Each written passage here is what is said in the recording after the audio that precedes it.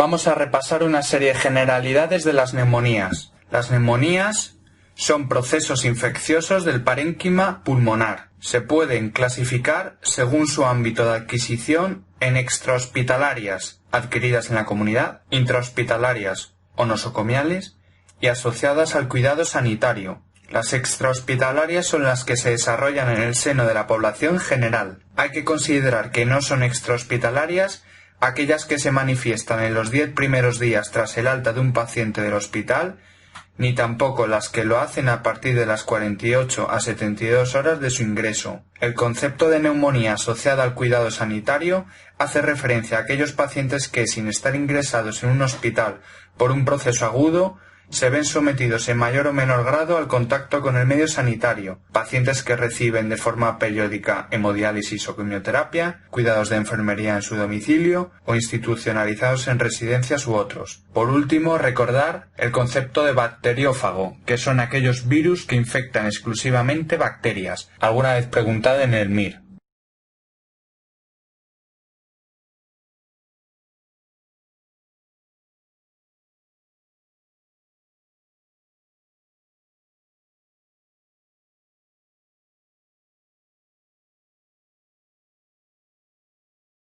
Existen diferentes vías patogénicas para el desarrollo de una neumonía. La vía aspirativa, que es la vía más frecuente de adquisición, la vía inhalatoria, la diseminación hematógena, la diseminación por contigüidad y por último la inoculación directa. Vamos a hablar en primer lugar de la vía aspirativa, que como ya hemos dicho es la vía más frecuente. Los individuos normales tienen el orofaringe, Streptococcus pneumoniae, el piógenes, estafilococos, Haemophilus influenzae, Moraxella catarrhalis y Mycoplasma pneumoniae. Esto es la orofaringe. En los surcos gingivales y en la placa dental se van a encontrar sobre todo anaerobios. Los pacientes hospitalizados, los diabéticos, los alcohólicos y los de edad avanzada van a tener gérmenes más patógenos como los bacilos gram negativos. Por tanto, la neumonía por aspiración va a ser más frecuente si la aspiración es de gran volumen, como personas con alteración del nivel de conciencia, disfunción neurológica de la orofaringe o trastornos de la deglución,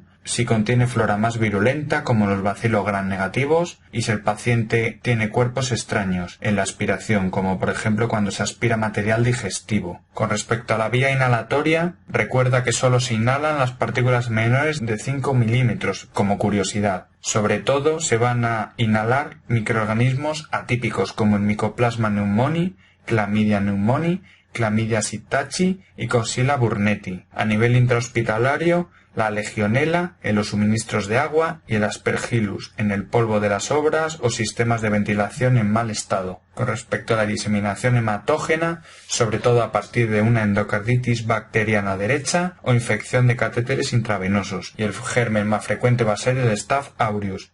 La diseminación por contigüidad, sobre todo a partir de infección adyacente, y por último la inoculación directa por intubación traqueal.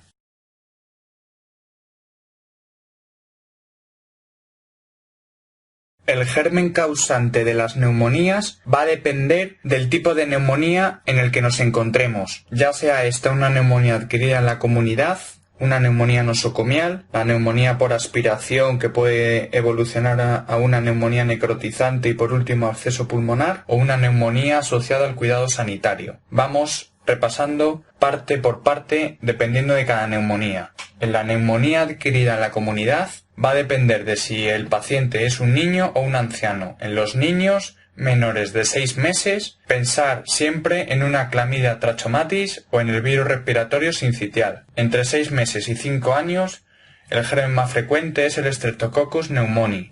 Y entre los 5 años y los 18 años el Mycoplasma pneumoniae. En las neumonías asociadas adquiridas en la comunidad, en los pacientes adultos, el germen más frecuente va a ser el neumococo. Otros gérmenes van a ser el Mycoplasma pneumoniae, la clamidia, la legionela, la klebsiella, la Moraxella catarrhalis y el Haemophilus influenzae, la Chlamydia psittaci o la Coxiella burnetii. El neumococo, como hemos dicho, el germen más frecuente, independientemente de la edad y la comorbilidad asociada. Recuerda al Streptococcus pneumoniae junto con la reactivación del herpes labial. El Mycoplasma pneumoniae es más frecuente en invierno. Recuerda al Mycoplasma pneumoniae en una neumonía atípica con fenómenos autoinmunes en niños. Estos fenómenos autoinmunes pueden ser un eritema nodoso, una estomatitis o una meningitis bullosa. También recuerda al Mycoplasma pneumoniae como una neumonía con encefalitis o ataxia. También recuerda que puede dar pancreatitis. La legionela es más frecuente en verano y en otoño. Datos clínicos que podemos encontrar en el caso de que pregunten una legionela en el MIR puede ser la fiebre de Pontiac, una neumonía que puede tener un síndrome típico o atípico, diarrea o obnubilación. A nivel radiológico, la legionela cursa como un patrón intersticial. En laboratorio va a ser típico encontrar hiponatremia y aumento de la CPK. Como técnica diagnóstica, recuerda que hoy en día se utiliza la antigenemia en orina, por ser el método diagnóstico de elección en urgencias, el método más específico, un 100% de especificidad, por tanto si es positivo confirma el diagnóstico, pero sin embargo va a ser poco sensible, de un 70%, y esto quiere decir que va a tener gran cantidad de falsos negativos. Por último, con respecto a la legionela, recuerda que hoy en día el tratamiento de primera elección va a ser el levofloxacino. La Klebsiella pneumoniae a continuación va a ser frecuente o típica en los pacientes alcohólicos y recuerda que abomba las cisuras. La Moraxella catarrhalis y el Haemophilus influenzae van a ser dos gérmenes frecuentes en el EPOC y en los ancianos. La clamidia psittaci, recordarla en las neumonías, en loros y periquitos. En las preguntas van a poner el antecedente personal de que el paciente tiene un pájaro. También recuerda la clamidia psittaci que puede dar esplenomegalia. Por último, la Coxiella burnetii se asocia a neumonías en vacas. Recuerda que la Coxiella burnetii es el germen etiológico de la fiebre Q y puede asociar neumonía con hepatitis. Con respecto a la neumonía nosocomial, los gérmenes más frecuentes en esta neumonía nosocomial van a ser los bacilos gram negativos,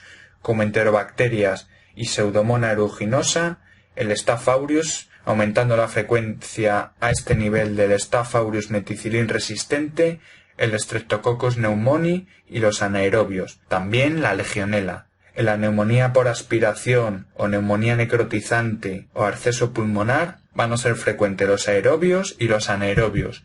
Y por último, en la neumonía asociada al cuidado sanitario, el germen más frecuente sigue siendo el Streptococcus pneumoniae, también es frecuente el Staph aureus, los bacilos gram negativos y los anaerobios.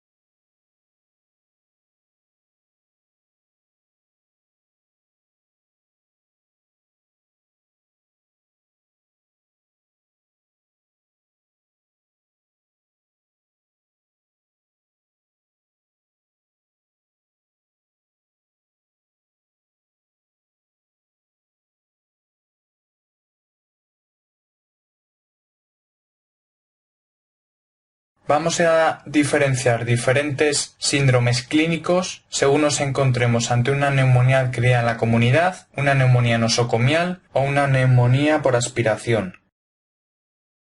Dentro de la neumonía adquirida en la comunidad tenemos que diferenciar entre el patrón de neumonía típica y el patrón de neumonía atípica. Centrándonos primeramente en la neumonía típica, vamos a repasar los gérmenes que pueden dar este tipo de patrón, el cuadro clínico característico, la auscultación pulmonar y la radiografía característica de la neumonía típica. Los gérmenes que dan neumonía típica son el neumococo, la Klebsiella, la Moraxella y el Haemophilus influenzae. Clínicamente, el cuadro aparece de manera brusca, con fiebre elevada, de casi 40 grados centígrados, escalofríos, tos con expectoración, dolor torácico de tipo pleurítico. En la auscultación pulmonar podemos encontrar crepitantes y un soplo tubárico o egofonía. Este soplo tubárico o egofonía son datos de condensación de los espacios alveolares. Radiológicamente, la neumonía típica cursa como una neumonía alveolar o lobar. Se encuentran infiltrados de tipo alveolar que puede afectar a todo un lóbulo completo. Y recuerda que los bronquiolos están respetados, por lo que aparece el signo del broncograma aéreo.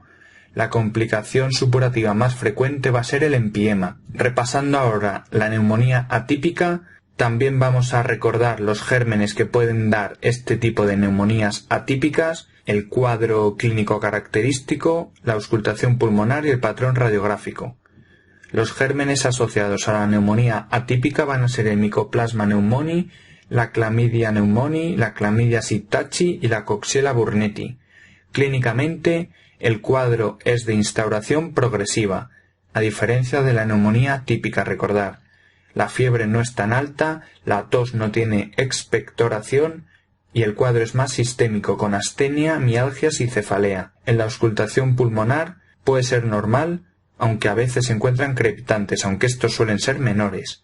Y radiológicamente la neumonía es de características intersticiales. Puede ser bilateral y existe patrón en vidrio deslustrado, no existiendo broncograma aéreo.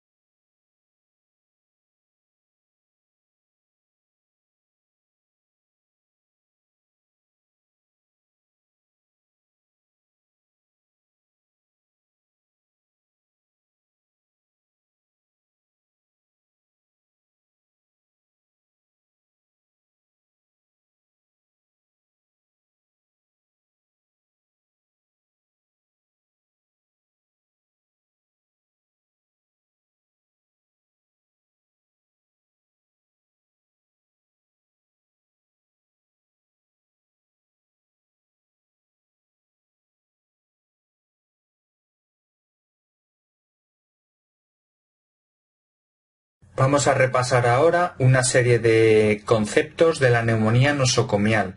En primer lugar, recordar otra vez los gérmenes asociados a la neumonía nosocomial, como los bacilos gram negativos, el Staph aureus y la legionela, como ya hemos dicho antes. Clínicamente, pensar en una neumonía nosocomial ante la presencia de un infiltrado de aparición nueva en la radiografía de tórax, junto con fiebre y secreciones traqueobronquiales purulentas o leucocitosis. Por último, radiográficamente, la neumonía nosocomial cursa como una bronconeumonía, con afectación segmentaria y múltiple, pero no de un lóbulo completo.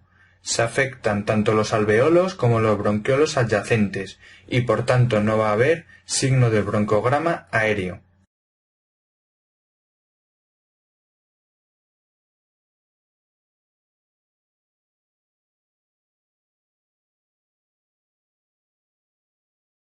La neumonía por aspiración clínicamente cursa de manera parecida a una tuberculosis. El inicio es indolente, apareciendo síntomas constitucionales tipo sudoración nocturna o pérdida de peso. También aparece tos, fiebre no muy elevada, expectoración muy maloliente y a veces hemoptoica.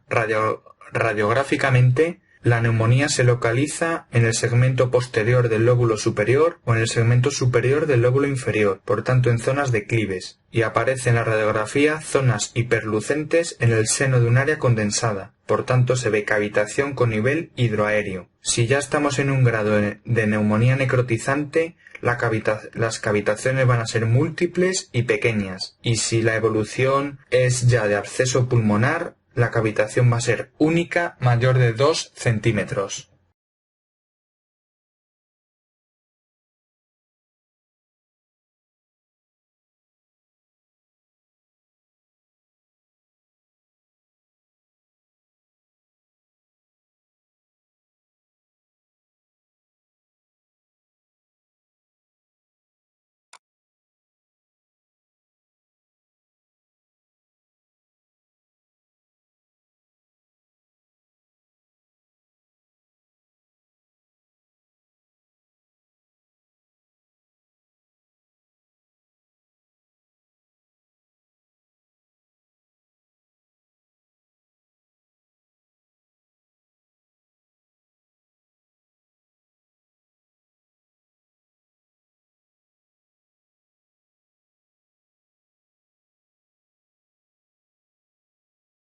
Con respecto al diagnóstico, primeramente decir que en el 50% de los casos no se llega al diagnóstico etiológico. Vamos a repasar primero las distintas opciones que tenemos para realizar el diagnóstico de una neumonía y a continuación vamos a repasar el manejo general diagnóstico de las neumonías. Las distintas pruebas que podemos utilizar para el diagnóstico de la neumonía va a ser el diagnóstico serológico, la detección de antígenos de Legionella y neumococo en orina, los hemocultivos y la muestra de esputo. El diagnóstico serológico sería encontrar anticuerpos frente a determinada bacteria en sangre. Es más útil en el ámbito epidemiológico, pero sigue siendo el diagnóstico de elección en la neumonía atípica. La detección de antígenos en orina se utiliza para la Legionella y el neumococo. Los hemocultivos es lo mismo al panel de neumonías. Y recuerda que se debe extraer el hemocultivo coincidiendo con el pico febril. Con respecto a la muestra de esputo, se utiliza para el diagnóstico directo, con tinción de Gram y cultivo. Es importante en este punto recordar que los criterios de calidad del esputo van a ser menos de 10 células epiteliales y más de 25 leucocitos en un campo de pequeño aumento. Con respecto al manejo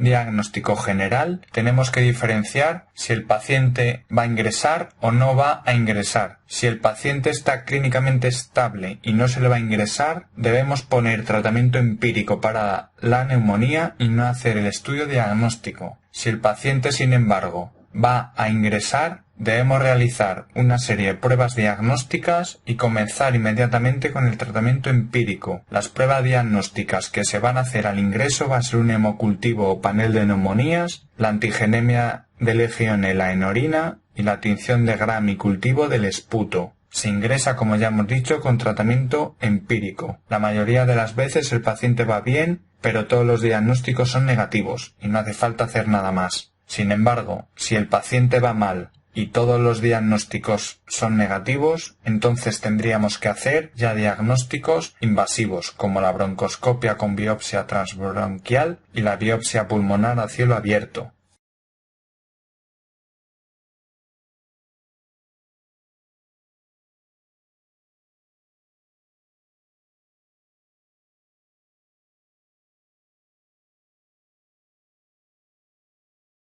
Es recomendable repasar los criterios de gravedad y los criterios de ingreso de las neumonías. Los criterios de gravedad en una neumonía adquirida en la comunidad va a ser la presencia de cavitación, derrame pleural, afectación de más de un lóbulo, afectación radiológica bilateral, anemia, leucopenia, leucocitosis severa, insuficiencia renal, hipercapnia, insuficiencia respiratoria, taquipnea, taquicardia, inestabilidad hemodinámica y alteración de la conciencia. Los criterios de gravedad de la neumonía nosocomial van a ser ingreso en UBI, fallo respiratorio, progresión radiológica rápida, neumonía multilobar, cavitación, sepsis con hipotensión, shock, necesidades de vasopresores más de 4 horas e insuficiencia renal que necesite diálisis. Los criterios de ingreso de una neumonía van a ser si el paciente tiene más de 70 años, una serie de comorbilidad asociada, presencia de criterios de gravedad o presencia de signos radiográficos de gravedad. Con respecto a la comorbilidad asociada, se va a ingresar al paciente si tiene EPOC, insuficiencia cardíaca, insuficiencia renal, cirrosis hepática, alcoholismo o diabetes. La presencia de criterios de gravedad para ingresar al paciente van a ser mayor de 120 latidos minuto, mayor de 30 respiraciones por minuto, encefalopatía, una presión arterial de O2 menor de 60 milímetros de mercurio, shock séptico, leucocitosis o leucopenia. Y los signos radiográficos que van a provocar el ingreso del paciente va a ser una afectación de más de un lóbulo, la cavitación y el derrame pleural.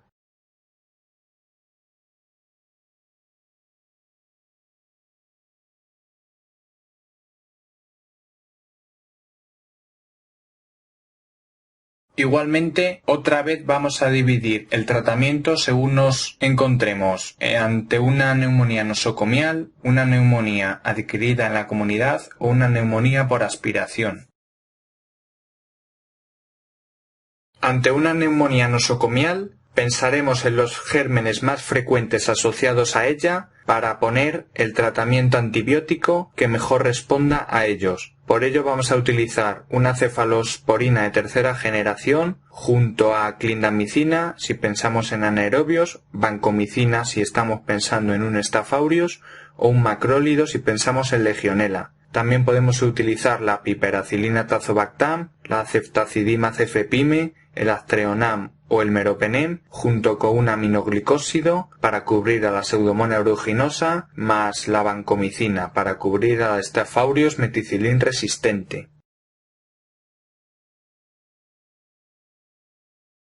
Si estamos ante una neumonía adquirida en la comunidad, tenemos que diferenciar si se trata de un síndrome típico, un síndrome atípico o una neumonía asociada a animales. Centrándonos en la neumonía típica, a su vez, tenemos que diferenciar si la neumonía va a ser tratada de forma ambulatoria o si esta neumonía típica va a ser tratada intrahospitalariamente. Si la neumonía típica va a ser tratada de manera ambulatoria, por tanto vía oral unos 7 o 10 días, vamos a poder utilizar la amoxicilina clavulánico, las fluoroquinolonas tipo levofloxacino o moxifloxacino, que como características tienen pocos efectos secundarios, una buena biodisponibilidad, se da en una sola dosis y también tiene actividad para la neumonía atípica. Recordad a este nivel que la telitromicina fue retirada por hepatotoxicidad grave. Si la neumonía típica va a ser tratada intrahospitalariamente, recordar que va a ser necesario el tratamiento intravenoso mínimo las primeras 48 horas y el tratamiento se va a mantener 10-14 días intrahospitalariamente. Se van a poder utilizar el amoxiclavulánico intravenoso a dosis altas o las cefalosporinas de tercera generación tipo cefotaxima o ceftriaxona junto con un macrólido, ya sea la moxi o la cefalosporina de tercera generación junto al macrólido. El macrólido se añade para cubrir a la legionela, ya que cuando se ingresa siempre debemos considerar la infección por legionela. Como alternativa a estos tratamientos, hoy en día se puede utilizar el levofloxacino intravenoso, que además de cubrir la neumonía típica y la atípica, también cubre a la legionela, e incluso se dice que es más eficaz que el macrólido. Si estamos ante una neumonía atípica, pensaremos en el Mycoplasma pneumoniae o la Chlamydia pneumoniae y tenemos que asociar un macrólido, ya sea la eritromicina, la claritromicina o la acitromicina. En la neumonía atípica, el tratamiento va a ser siempre vía oral, de manera ambulatoria y durante 14 días. Si por el contrario pensamos en una neumonía por animales, pensaremos en el periquito, la Chlamydia psittaci o en las vacas, la Coxiella burnetii, y el tratamiento de ambos va a ser con tetraciclinas tipo doxiciclina.